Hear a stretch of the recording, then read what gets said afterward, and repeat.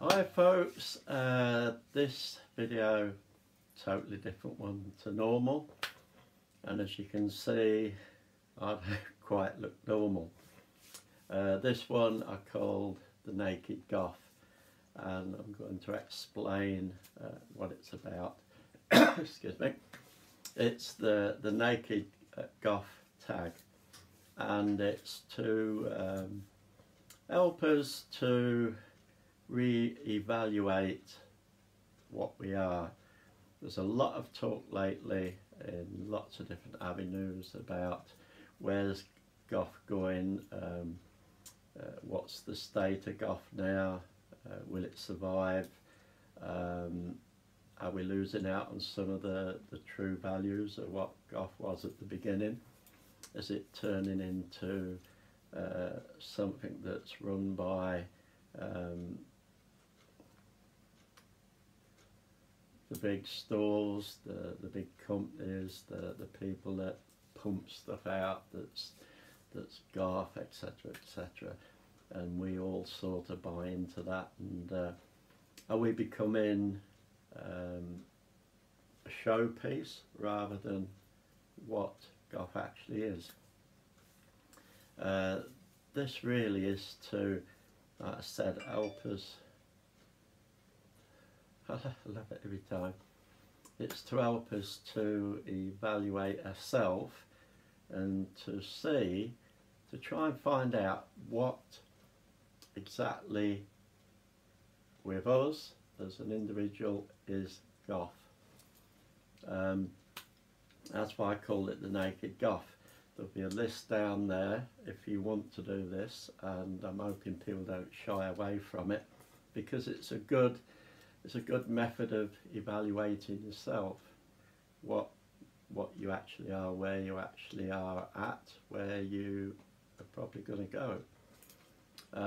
There'll be a list down there of the things that we need to do the Naked Goth tag, and it's things like, you can see with me, decluttering yourself of the objects, the items, that things that we look upon that we probably feel make us Goth. So start with no Goth attire. This is a flipping white t-shirt that I had done flipping years ago. How many times have I worn it? 0. So it was probably created all those years ago just for today. So yeah, get rid of all the trappings. No kilt. I've got what they call in the stores lounge pants. They're like very thick pyjama bottoms, to be honest, but I could see the point. You put them on when you want to just lounge around and do nothing in the house. So I've got lounge pants on, white of all things. Get rid of the black, be as Gothless as you can. Earrings I had a long time ago for lots of other reasons. The nose rings that I've had since, I've took them out, so there's nothing there. So no trinkets, no jewellery, nothing Goth. I can't help the background that's there. I'm trying to sort of put that out in the mind, but the purpose of this is to declutter yourself of everything outwardly Goth, and then look at yourself inwardly and without the trappings, because it is flipping difficult. I'm telling you now, it is difficult. You've got to look at yourself inwardly and figure out for yourself what makes you Goth. You can't go out now, I can't go out and say, hey, look, I'm Goth, yay, whatever. I'm going to look like Fred Joe in the street. So what makes me Goth? And even though I'm dressed like this, what will make people think to myself, I don't know, I wouldn't be bloody surprised if he's not Goth. Okay, and in the process of this, we're not only inward looking at ourselves to figure these things out, what the core of us is, but we're also hopefully in the process, if you do this, helping the younger ones that's coming into Goth and saying, I'm Goth, I feel Goth, I want to be Goth, but I cannot afford all this stuff, I can't afford those fancy boots, that flipping lovely jacket, these piercings, tattoos, blah de blah de blah. Oh, I'm giving up. Because that's what a lot do. And hopefully you'll join in with this and help people to see, not only younger ones, baby bats and everything coming into the Goth subculture, but also older people that have had lots of other things going on in their life, and then they've been Goth inside all those years, and now they're thinking, do I make that transition or not? Let's give them a bloody boost to sort of realise, yes, I can make that transition, I am Goth, I don't need all the trappings, I can create, or I can buy bits and bobs as I go along, and that will all come into being. But I don't have to be frightened to say to people, I'm Goth. I might not look it, but I'm Goth. And there's lots of people out there that, especially older ones, that a lot of time in their life, due to work and all sorts of things, probably look a lot more like this lots of the days of the week than they do as you would look. So folks, I've got rid of all my trappings. Like I said, I can't get rid of what's around me. So now I've got to try and evaluate what's Goth without this outer shell of it. And it's not that easy. Yesterday when I thought about this, I was thinking about doing it, it frightened the freaking life out of me, and it might you. Because if you've got Goth hair, flatten it or stick a flipping hat on or something, get rid of it. You've got to be basic. So I was looking at, well, what makes me Goth? Oh, well, I read Gothic novels and all that sort of thing, but then again, that is sort of like an item, it's a book. But then I thought, well, why would I read that Gothic book rather than other books? Yes, I read those, but why do I like those? Why do I like dressing in black? Why do I like doing lots of the things I do in a Gothic way? Why do I like being surrounded with things that are a little bit macabre and that sort of thing? And at the end of the day, I think it for me it boils out pretty simple. It's who you are. It's the essence of you. You go and look at other people around you. If you've got a family, you can go and look at all the individual members of your family, look at some of your friends, and even within, say, the same Goth clique that you're in or whatever, and you will see a totally different being in each one of them. Not two will be alike.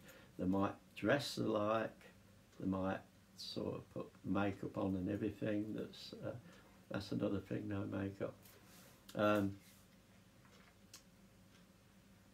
But although they're alike in that way, that the essence of them is totally different. One isn't going to be the same as the other. And I'm looking at the essence of me and what makes me Goth. What made me Goth long before I even knew that I was Goth. Because I think a lot of you, if you think about it, you was Goth long before you put your first little bit of goth stuff on and said, hey, look, I'm goth. You felt that a long time, probably from a little child. You always knew you was different.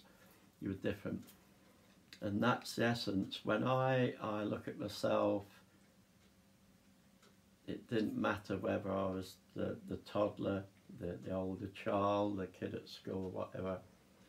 There was always that difference about me. Now I'm older, I look at it and I say, well, that is the modern word we'll use, goth. Before the word goth, because that wasn't around when I was a toddler, we could have called it something else, but it's an essence that's within you, and you find that most goths that are goth have that essence, and they understand that whether you're sitting here in all the refinery, or whether you're sitting here in this, or whether you're sitting here in the nude, you're no less a goth than doing that. And if you go out and you're not dressed up to the nines goth, you're still goth. And when you come across other goths, you should accept each other for that. And I find there's a lot of that missing, that if you're not quite goth enough, you're not goth. And that's what we're looking at. Are you goth or not?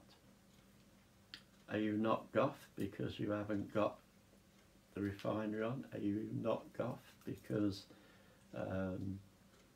someone else has got gothier stuff on than you, and they look like the ultimate goth that you see in a book or on television or in a film? No, you're still blooming goth. That's a skin that you put on.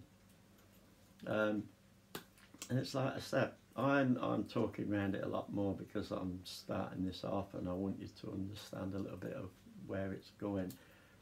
But evaluate yourself and try and tell me and try to tell others what is the essence within you as an individual that you know you're goth. And if you could not wear the apparel, if you could not have goth things around you, if you could not have the hair, I mean, I can't have some of the hairstyles because I flipping haven't got any, so it has to do. What makes you goth? What is goth?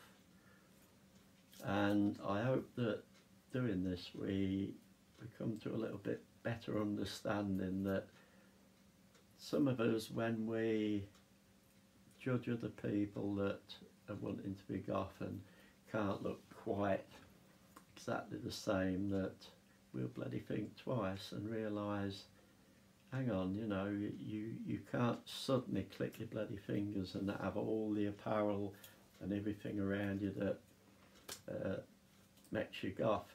And you have to realise that when you go to someone's pad, it's not going to look like your pad.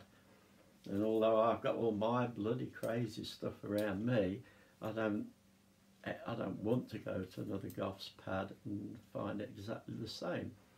And if all they got is one skull sitting there in the corner and saying, that's flipping dark, isn't it? Yeah, it's fine. That is them as a goth. So, yeah, I'm sort of evaluating myself, and without the trappings, all I can say for me is it's my essence. It's what makes me tick. It's what makes me happy. It's what shines out of it. It's what people see. Even before goth, people knew there was something different. And we live it. At the end of the day, it's the essence within you, and you live that essence.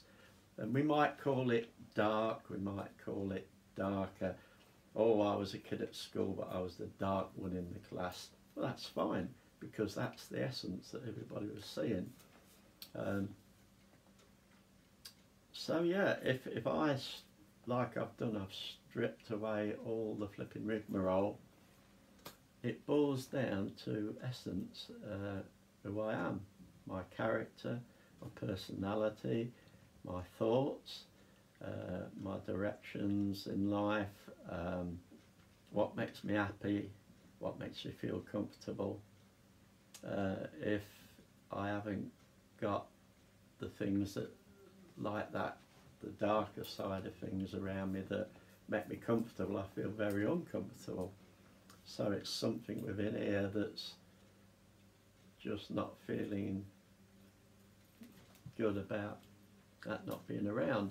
And I've had people talking to me say that, yeah, now I'm older, I've been thinking, should I just bloody go for it and say, oh, sod it, I'm going to go all out for this. I'm not only goth inside, I'm going to bloody show it on the outside.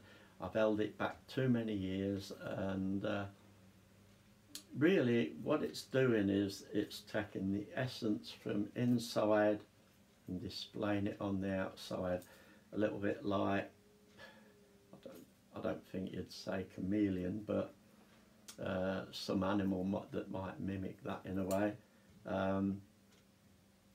I think a lot of you will understand that the older goths, that for a lot of years you've had to do other things, but it's been in there and you've felt it missing because it's just not showing on the outside.